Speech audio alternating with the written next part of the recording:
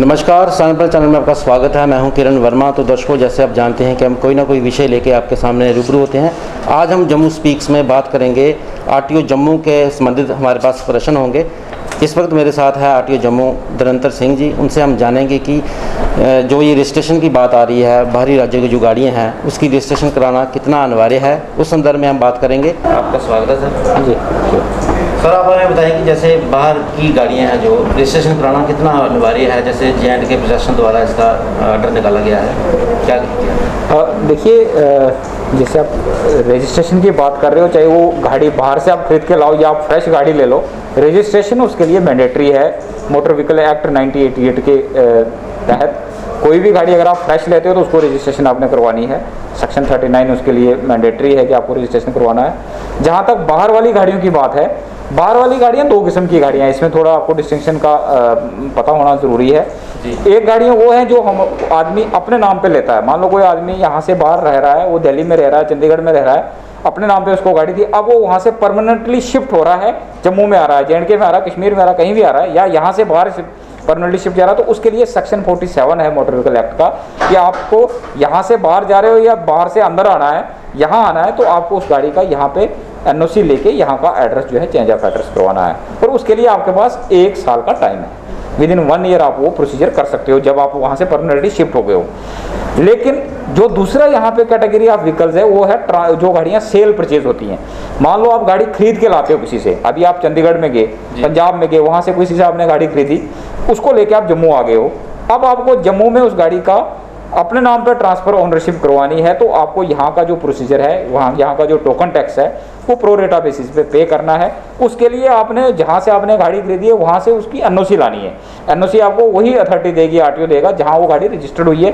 Section 48 है जो motor vehicle act का, वो NOC के लिए मैंडेटरी है कि आपने मैंडेटरी NOC लानी है। NOC आजकल ऑनलाइन आती है, वो NOC आएगी, फिर आपकी गाड़ी यहाँ पे रजिस्टर्ड हो जाएगी।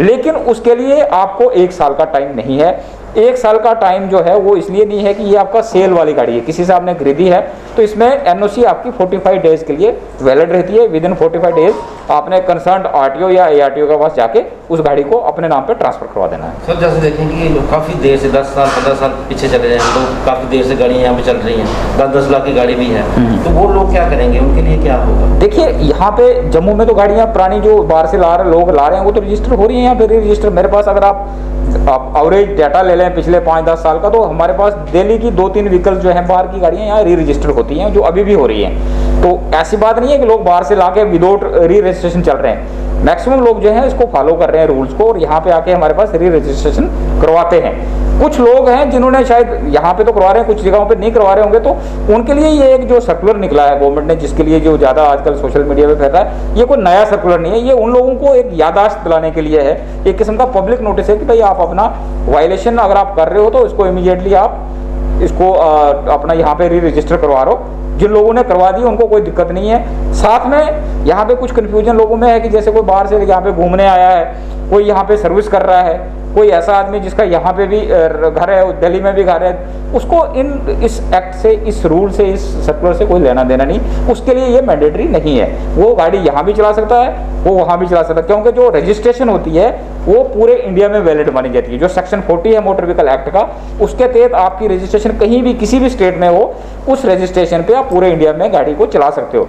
लेकिन अगर आपने परमानेंटली शिफ्ट की है या गाड़ी अपनी सेल कर दी है या परचेज की है, तो आपको उसकी नई जगह जाके उसको रजिस्ट्रेशन जो है री रजिस्टर करवानी है। में कहीं ना कहीं भ्रम है कि जैसे 370 हटने के बाद यूटी बन गई हमारी स्टेट, तब से ही इतना प्रेशर पड़ गया, क्या यही? नहीं, ऐसा नहीं है। हमारी जो मोटर व्हीकल एक्ट है 1988 का, सेंट्रल एक्ट है ये यूटी बनने से पहले भी यही एक्ट यहाँ पे लागू था। तो मैंने आपको जैसे बता दिया कि यूटी बने हुए तो 2 साल हो गए। आप मेरे आरटीओ जम्मू का पिछले 15 साल का, 10 साल का डाटा ले लोगे तो आपको एवरेज में मंथली 50 से 60 व्हीकल्स री रजिस्टर मिलेंगी। वो तो पहले से हो रही हैं, अभी भी हो रही हैं। आज भी 3-4 व्हीकल्स हमारे पास डेली आते हैं जो री रजिस्टर हो रहे हैं। ये उन लोगों को इस वक्त चिंता करने की ज़रूरत है जो इलीगली चला रहे हैं, बाहर से गाड़ियां लाके उनका जो 1 साल का जो उनके पास एग्जेम्पशन थी वो क्रॉस हो गई है। अब उनको डरना चाहिए, क्योंकि सरकार इस पर सख्त है। जो लोग वायलेशन कर रहे हैं उनके ऊपर एक्शन होगा।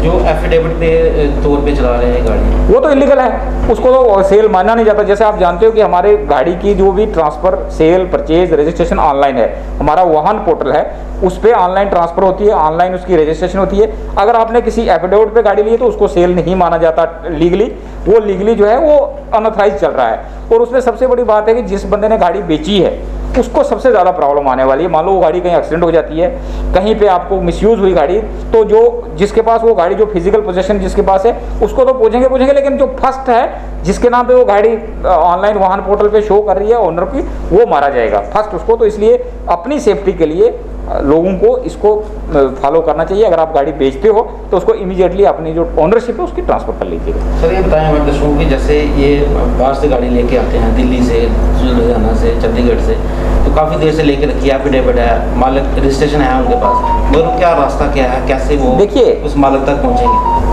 हम लोग जो हैं, जैसे आरटीओ, एआरटीओ, कहीं भी हमें सरकार ने इसलिए बताया कि मोटर व्हीकल एक्ट की इम्प्लीमेंटेशन करवानी है। जहाँ पे हमें लगता है कि ये वायलेशन हो रही है, हमारी इन्फोर्समेंट एजेंसीज हैं, ट्रैफिक पुलिस डिपार्टमेंट है, पुलिस है, मोटर व्हीकल डिपार्टमेंट के लोग हैं, तो जहाँ जहाँ उनको वायलेशन मिलेगी वो पकड़ेंगे उसको। जो लोग अभी भी एग्जम्प्टेड कैटेगरी में नहीं आ रहे हैं और इलीगली गाड़ियाँ यहाँ पे अप्लाई कर रहे हैं तो उनके खिलाफ एक्शन होगा। जहाँ वो पकड़े जाएंगे वहाँ उनकी गाड़ी जो है, वो जो फाइन है 177 मोटर व्हीकल एक्ट में हमारा सेक्शन 1 है जिसके तहत फाइन होते हैं, तो जो उनके ऊपर फाइन होगा वो तो ट्रैफिक वाले अभी भी कर रहे हैं, पहले भी कर रहे थे और आने वाले दिनों में भी करेंगे। तो इसलिए जिनके पास गाड़ियां हैं और आप अगर एग्जम्प्टेड कैटेगरी में नहीं आते हो तो आप इमीडिएटली अपनी गाड़ी को री रजिस्टर करवा लीजिएगा, वो आपके लिए सबसे अच्छी बात है। उसकी सिंपल सी उसकी एक फॉर्मेलिटी है, जहाँ से आपने गाड़ी ली है वहाँ से आपने एनओसी लेनी है उस आरटीओ से, और जिस बंदे से आपने गाड़ी खरीदी उसकी एक सेल डीड आपने साथ में लगानी है, और यहाँ पे क्राइम रिपोर्ट लगेगी कि ये गाड़ी कहीं किसी क्रिमिनल एक्ट में इन्वॉल्व तो नहीं है, तो इमीडिएटली आपकी गाड़ी जो है री रजिस्टर हो जाएगी यहाँ पे। पर एक प्रश्न हो रहा है, जैसे किसी की मान लो किसी की डेथ हो जाती है जिस बंदे से उसने गाड़ी ली है, फिर क्या प्रोसीजर है? देखिए डेथ केसेस में उसमें भी ट्रांसफ़र ऑफ ओनरशिप होती है, उसमें जो कोर्ट की डिक्री लगती है, ऑर्डर होता है। जैसे मान लो किसी बंदे की डेथ हुई, उसके जो एनओकेज हैं, जो उसके अगर लीगल हेयर जिसको हम बोलते हैं, उसके 3-4 भी हो सकते हैं। गाड़ी तो एक के नाम पे जाएगी ना, तो इसलिए उन 3 में से या 4 में से या 2 में से किसको गाड़ी जाएगी ये कोर्ट डिसाइड करता है। तो उसका एक डिक्री शीट इशू होती है, कोर्ट की डिक्री होती है, जिसके नाम पे वो होगी तो उसी के नाम पे हम गाड़ी ट्रांसफर कर देते हैं। जैसे बाहर से कोई घूमने आता है यहाँ पे, उसके ऊपर कोई लेना देना, मैंने आपको कह दिया पहले कि 1 साल तक इस पर कुछ नहीं लगता है। अगर आप अपनी गाड़ी लेके आते हो, यहाँ घूम रहे हो, यहाँ सैर करने आते हो, यहाँ से लोग बाहर जा रहे हैं, कोई आपको नहीं पूछेगा। लेकिन अगर आप परमानेंटली शिफ्ट हो गए हो यहाँ पे या यहाँ से बाहर चले गए और वहाँ 1 साल तक आप गाड़ी को री रजिस्टर नहीं करवाते तो फिर आपकी वायलेशन मानी जाएगी। 1 साल का आपके पास टाइम पीरियड दिया हुआ है। हमारे दर्शक देखने वाले जो ये कार्यक्रम देख रहे हैं उनको क्या एक मैसेज देंगे आपकी, जो रजिस्ट्रेशन कराना क्या डेट है इसकी, लास्ट डेट क्या है, कैसे करवाएंगे? देखिए इसकी कोई लास्ट डेट नहीं है। जैसे मैंने आपको पहले बताया कि इसमें मोटर व्हीकल एक्ट में ही 1 साल का टाइम दिया हुआ है। अगर आपकी अपनी गाड़ी है तो आप उसको विदिन 1 ईयर आप अगर परमानेंटली शिफ्ट हुए हो, ज़रूरी नहीं अगर आप यहाँ भी रह रहे हो वहाँ भी रह रहे हो तो आपको करवाने की ज़रूरत नहीं है। अगर आप परमानेंटली यहाँ शिफ्ट कर गए हो तो फिर आपको विदिन 1 ईयर उसको करवा देना चाहिए, अदरवाइज फिर आप वायलेशन में कैटेगरी में आओगे और आपके खिलाफ एक्शन हो सकता है। साथ में जो सबसे ज़्यादा प्रॉब्लम है, जो लोगों को ये जो उस टाइप के लोग जो फर्स्ट कैटेगरी वाले वो बड़े कम है जिनकी अपने नाम पे गाड़ी हैं। मैक्सिमम लोगों ने बाहर से गाड़ियाँ खरीद के लाई हैं और यहाँ पे वो इलीगली अप्लाई कर रहे हैं। उनके लिए डरने की ज़रूरत है, क्योंकि वो ट्रांसफ़र ऑफ ओनरशिप उन्होंने अभी तक कराई नहीं है। उन्होंने यहाँ से जो जिस कंसर्न आरटीओ से उन्होंने जो एनओसी लेनी है वो लेके यहाँ पे आके अपना जो भी उसका फॉर्मेलिटीज़ हैं, जो यहाँ पे बेसिकली हमारा टोकन टैक्स J&K का है, वो आपने डिपॉजिट करना है ऑनलाइन, तो आपकी फाइल वो गाड़ी जो है री रजिस्टर हो जाएगी। टोकन टैक्स भी कोई ज़्यादा नहीं है, यहाँ का टोकन टैक्स 9% है और 9% प्रो रेटा बेसिस पे। मान लो आपकी गाड़ी 10 साल पुरानी है, अभी उसकी लाइफ 5 साल बची, तो आपको सिर्फ 5 साल का टैक्स यहाँ पे देना है। तो इसमें ऐसा कोई मतलब ये नहीं है कि आपको पूरा 15 साल का टैक्स लेगा। यहाँ पे जितने साल उसकी लाइफ बची है वही टोकन टैक्स आपको यहाँ लिया जाएगा और साथ में अपनी गाड़ी आपका J&K का नंबर लग जाएगा और यहाँ पे आप आराम से चला सकते हो उसको। जलंधर सिंह जी, कोविड-19 के चलते ये जैसे परेशानी आ रही है लोगों को, जैसे लाइसेंस लेना है जिसने, इस तरह का कोई भी काम है यहाँ पे, तो आप किस तरह से हैंडल कर रहे हैं? देखिए पहले तो मैं आपको ये बताऊंगा कि हमारी मैक्सिमम सर्विसेज जो लाइसेंसेस की है वो सारी ऑनलाइन सर्विसेज, और जो हमारी वाहन पोर्टल पे भी जो सर्विसेज वो भी ऑनलाइन है। बंदा ओनर एप्लीकेंट कोई भी घर से अप्लाई करता है उसको ऑनलाइन हमारे पास एप्लीकेशन आती है। जैसे लॉकडाउन में हमारे पास काम चलता रहा, मैक्सिमम सर्विसेज हमारी ऑनलाइन होकर वो वापस आपको बाई पोस्ट घर जाता है। किसी को अगर ड्राइविंग लाइसेंस घर में ना पहुंचता, कोई एड्रेस उसका प्रॉपर नहीं है, तो वो यहाँ पे हेल्प डेस्क दिया हुआ, वो यहाँ पे आके अपने जो ग्रीवेंस नोट करवाता है उसको, फिर वहाँ पे आप कहाँ गया उसको हम ट्रेस करते हैं, वो उसको दे देते हैं। साथ में गवर्नमेंट ने एक बड़ी अच्छा डिसीजन लिया हुआ था कि 30 जून 2021 तक जितने भी डॉक्यूमेंट्स हैं गाड़ी के रिलेटेड, चाहे आपका ड्राइविंग लाइसेंस है, रूट परमिट है, कोई आपका और रजिस्ट्रेशन है, कोई भी डॉक्यूमेंट है, उसको उसकी वैलिडिटी एक्सटेंड कर दी थी 30 जून 2021 तक। तो इसलिए आपको करवाने की ज़रूरत नहीं थी, उस पर लेट फीस आपको नहीं लगेगी, कोई ट्रैफिक पुलिस, कोई इन्फोर्समेंट एजेंसी आपको नहीं पूछ सकती थी। लेकिन आज अभी मेरे पास ऑर्डर पहुंचा नहीं, लेकिन मैंने ये सुना कि 3 मंथ के लिए फिर से ये एक्सटेंड हो गई है। ये जैसे पहले जून तक थी, अब सितंबर तक उन्होंने बढ़ा दी हुई है। तो जैसे ही वो आ जाएगा वो भी हम आपको शेयर करेंगे, लेकिन मेरे पास अभी ऑर्डर नहीं पहुंचा। लेकिन जो मेरी हायर अथॉरिटी से बात हुई है कि 3 मंथ के लिए फिर से एक्सटेंशन हो गई है। तो इसलिए लोगों को आपके माध्यम से मैं ये बताना चाहूँगा कि फिलहाल आप कोविड SOPs को फॉलो करें, क्योंकि कोविड से बचना बहुत ज़रूरी है। आपके डॉक्यूमेंट्स की वैलिडिटी सरकार टाइम टू टाइम पिछले मार्च से ये बढ़ाती जा रही है। मार्च 2020 से एक्सटेंशन चल रही है ये, और कंटिन्यू है। सरकार अपना काम कर रही है, आप यहाँ पे रश ना कीजिए। अपना जो मोस्ट इंपॉर्टेंट ही कोई आपको लगता है कि ये मैंने लेना ही लेना, तो तभी आइए। और अगर आप आते भी हो तो आप एटलीस्ट जो कोविड के SOPs हैं, मास्क पहन के आइए। अपना जो सोशल डिस्टेंस, फिजिकल डिस्टेंस जितना आप पॉसिबल है उसको मेंटेन कीजिए, अपना काम कीजिए। आजकल जो पुराना टाइम था कि जब यहाँ पे हज़ारों में लोग आते, अब वो इतने नहीं रहे हैं। मैक्सिमम सर्विसेज हमारी, जैसे रजिस्ट्रेशन हमारी डीलर पॉइंट पे चली गई है, ऑनलाइन सर्विस है, तो लोगों को आना नहीं। अभी भी आप आए होंगे तो नीचे 10-15 लोगों से ज़्यादा नहीं है। तो अपना टर्न पे आप अपना काम आपका हो जाएगा। तो कहीं किसी को दिक्कत है तो वो हमें कंटेक्ट कर सकता है। हमारे चैनल के माध्यम से दर्शकों को क्या कहना चाहेंगे? जैसे अभी हम यहाँ नीचे से आए थे तो गेट बंद था, क्या टाइमिंग है? हाँ, ये देखिए आजकल जब से कोरोना है, ये हमें एंट्री जो रिस्ट्रिक्टेड है। यहाँ पे सिर्फ जो नीचे हॉल है हमारा, वो सिर्फ वहाँ पे ऑफिशियल एंट्री कर सकता है।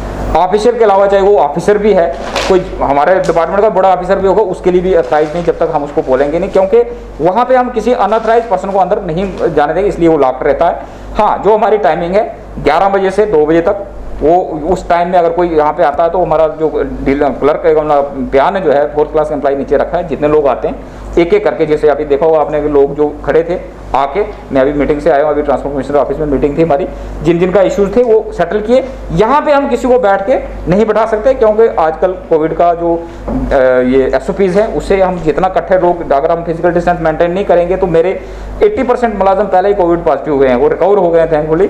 तो कोई भी आदमी आएगा वो अपनी टर्न लेके वापस जाएगा, तभी दूसरे बंदे को एंट्री मिलेगी।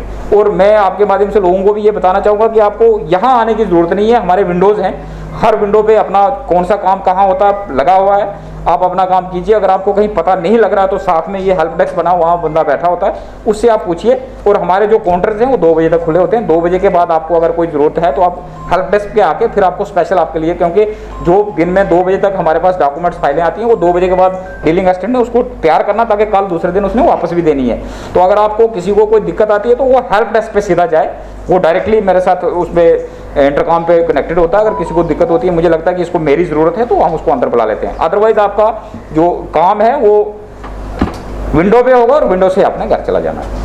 कोविड-19 के दौरान जैसे लोगों को काफ़ी सारी परेशानियाँ आई, जैसे हम यहाँ से आए हैं, अभी आपका जो एंट्री पॉइंट है, जैसे आउट ऑफ द सिटी में आपका ऑफिस है, तो वहाँ पर रोड की बड़ी ज़्यादा दिक्कत है। क्या कोई ऐसा प्रोसीजर है? देखिए, जो हमारा एंट्री पॉइंट, जो हमारा अप्रोच रोड है, उसकी भी हालत पहले ख़राब थी। अब सरकार ने पिछले साल हमें यहाँ पे 30 लाख के करीब प्रोजेक्ट था, ये ऊपर से यहाँ तक, ट्रांसपोर्ट नगर से यहाँ तक ये बन गया है। तो बाकी जो ऊपर रोड हैं वो कंसर्न अथॉरिटीज़ जो हैं, जैसे जम्मू डेवलपमेंट अथॉरिटीज़ के पास ये रोड है, तो आप उनसे वो पूछ सकते हैं कब बनाएंगे वो।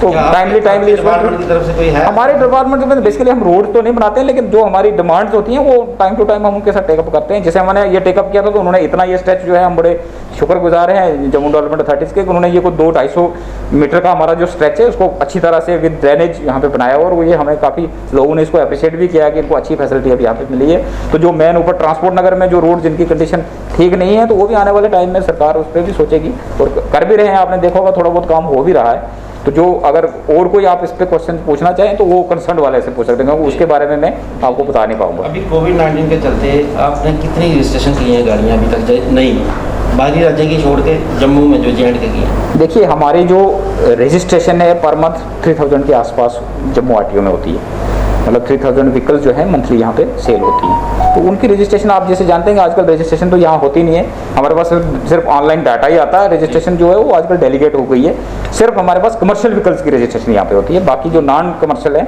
जो पर्सनल व्हीकल्स हैं, वो जिस डीलर से आप गाड़ी लोगे वहीं पे आपका नंबर जनरेट होगा, नंबर प्लेट भी वहीं लगेगी और आरसी भी आपको वहीं से मिलेगी। तो इसलिए अब यहाँ पे आने का तो या किसी ARTO ऑफिस में RTO ऑफिस में जाने का तो सवाल ही पैदा नहीं होता है। और आने वाले दिनों में अब सरकार की और पॉलिसी चेंज हो रही है कि जो बाकी गाड़ियाँ भी हैं, चाहे कमर्शियल भी हैं और फुली बिल्ट बॉडी है उनकी, तो उनकी नंबर भी वहीं पे लगेंगे। उसके लिए भी आप यहाँ पे आना नहीं होगा और इससे भी और जो लोग हैं रश है वो और कम हो जाएगा। आरटीओ साहब, प्रश्न तो बड़े सारे थे, समय की कमी है, तो अंत में आप क्या एक मैसेज देना चाहेंगे? जैसे रजिस्ट्रेशन की परंपरा चल रही है कि लोग परेशान हैं, क्या एक मैसेज देंगे लोगों को? देखिए, फाइनली मैं आपके माध्यम से यही कहना चाहूँगा कि ये कोई नया रूल नहीं है, लोग रूल फॉलो कर रहे हैं। जो लोग रूल फॉलो कर रहे हैं अगर उनको कोई प्रॉब्लम नहीं है, तो जो लोग नहीं फॉलो कर रहे हैं उनको प्रॉब्लम होनी भी चाहिए, क्योंकि हम ऐसी कंट्री में, डेमोक्रेटिक कंट्री हमारी, यहाँ सबका राइट है, डेमोक्रेटिक राइट है कि जो रूल्स भी फॉलो करें। हमारे कुछ ड्यूटीज़ भी हैं, कुछ राइट्स भी हैं। अगर हम राइट्स अवेल कर सकते हैं तो हमारी ड्यूटीज़ भी बनती हैं, वो भी हमें परफॉर्म करनी चाहिए।